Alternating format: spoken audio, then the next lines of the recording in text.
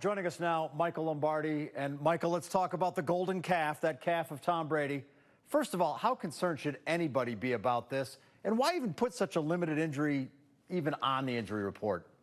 Well, look, it's the Patriots. It's Bill Belichick. I mean, if Belichick doesn't put a hangnail or a hemorrhoid on the injury list, the league office is going to go in uproar. There'll probably be a 12-year investigation going into the whole injury report. And fact is, Tom Brady probably went to the trainer, said, my calf's bothering him. He documents the injury. He records it in the notebook. And once that happens, you're on the injury list. And then, of course, the trainer says, I think he's probable, questionable, or doubtful, and it goes from there. So whenever you enter the training room, you're going to be on the injury list for some reason, and especially with the Patriots and especially with the way the league scrutinizes everything they say, you're going to have to follow the rules to the letter of the law, and the Patriots always do. Michael, one guy we know is hurt is Isaiah Wynn. How do they shuffle the offensive line to protect Brady? And is Wynn ever going to be healthy? He missed his entire rookie year.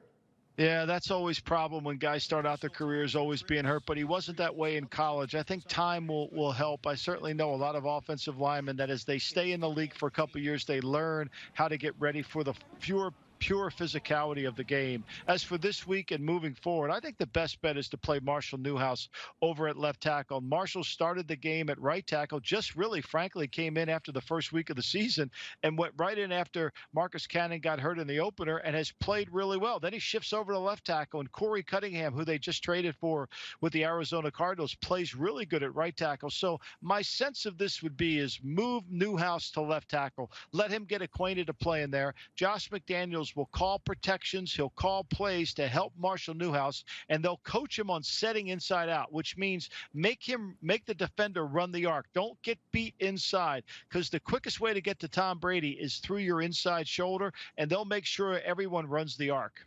All right, let's talk about Antonio Brown. With all that's going on, when do the headaches outweigh what he's giving you on the field? How long can you manage this? Well, I think knowing Belichick as well as I do, I don't think he thinks anything's a headache. I mean, he's cleared it up.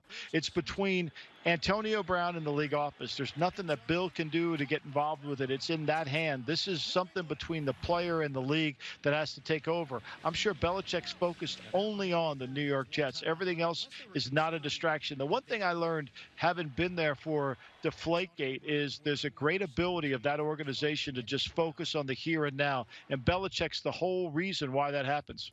Speaking of underdogs, I know Adam Gase had some lean years in Detroit when he was an assistant.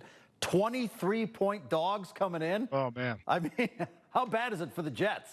Well, I mean, they're playing Luke Falk at quarterback with a bad offensive line, and they're going against the Patriots defense that I've been saying all summer long is one of the best defenses the New England fans are going to see for a while. This is a really good defense, and they've done a great job. Jerod, Mayo, Stephen Belichick, and Bill have done a great job of coordinating this defense and really making teams play left-handed. They've been dominant in the league. They've been really good. People talk about the Bears defense. People talk about all these.